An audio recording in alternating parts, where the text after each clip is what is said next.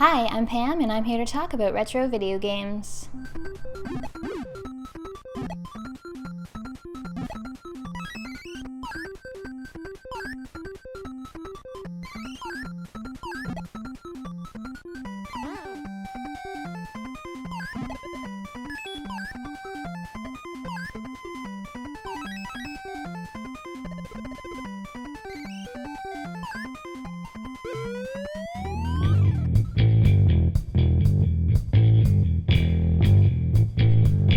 This week I played one of the most rare licensed titles on the NES. It was one of the last releases for the system, and as well, it was apparently a Blockbuster rental exclusive, making it very difficult to find now. It's the Flintstones' Surprise at Dino Peak.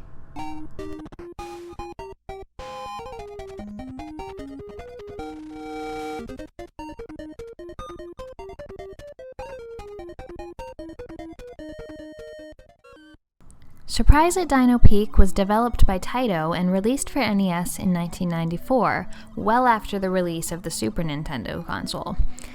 It's a side-scrolling platformer that allows you to play as both Fred and Barney, who are out to find Pebbles and Bam Bam, who have wandered off. This game evokes the spirit of the Flintstones cartoon splendidly. The visuals and sounds are all on point, and the characterization is exactly like it was in the show. From a collector's standpoint, Surprise at Dino Peak is the jewel of the collection. However, my expectations for it weren't very high. I was afraid it was going to be one of those games that cost a stupid amount of money, but no one actually wanted to play it. Luckily, I was pleasantly surprised. Allowing you to switch freely between Fred and Barney is one of the things that makes Dino Peak interesting. Fred has a strong melee attack and can grapple up ledges, while Barney has a weaker ranged attack and can hang from vines. In addition to the normal attacks, there are also some power-up weapons like a stone hammer and a bowling ball.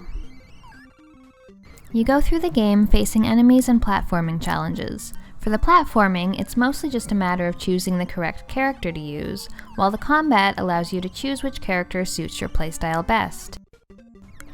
Do you want to be Barney and be safe at range but have the fight take longer, or do you want to be Fred and get a right up close and swing away?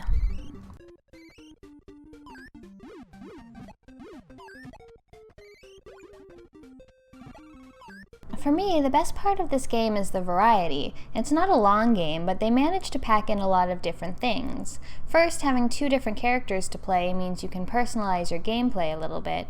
Also, the levels are all very different, giving you a number of different environments to explore. Some levels put the focus on Barney's climbing ability,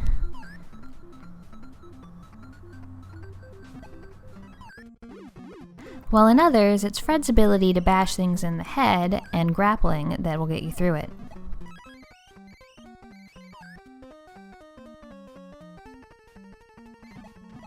Some bosses move around a lot and favor being able to be attacked at range, while for others, it's best to get right up close.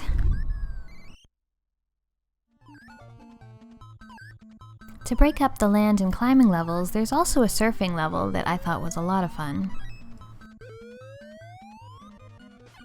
You get to fly on a pterodactyl as you approach the end of the game. And then there's my personal favorite, the minecart level. Minecarts are a thing I tend to like in any game that uses them.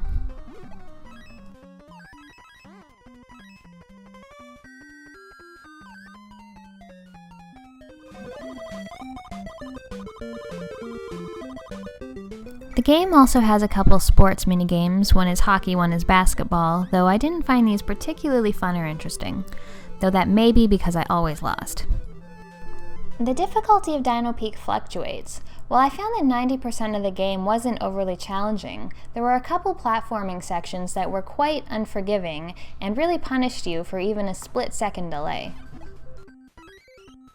The levels in this game do not have timers, so you can take the game at a pretty leisurely pace.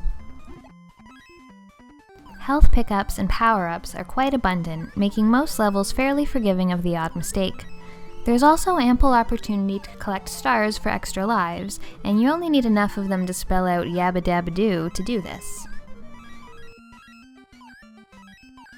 However, there are a few times in the game where you need to make like Indiana Jones and run away from boulders. Here, the game gets really tough and its leisurely pace disappears. If the boulder hits you, you get one shot, and the timing is not forgiving. One specific sequence where you had to climb away from the boulder as Barney was particularly brutal, as I died over and over again. These challenging parts weren't completely unwelcome, but felt at odds with the game's otherwise relaxed pace. Surprised that Dino Peak isn't a very long game. It'll probably take you about an hour. However, it is a lot of fun, it looks and sounds good, and it really plays up the atmosphere and the sight gags of the Flintstones cartoon. Also, I really like the fact that it has 2 playable characters, which makes the gameplay a little bit more interesting than a lot of other platformers. If you're looking to pick up a copy of Dino Peak, the cart currently price charts for $700.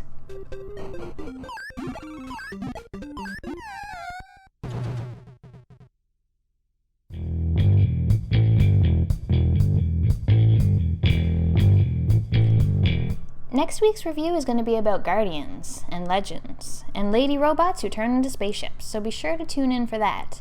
Also, if you enjoyed this video, please do toss it a thumbs up. Thanks for watching!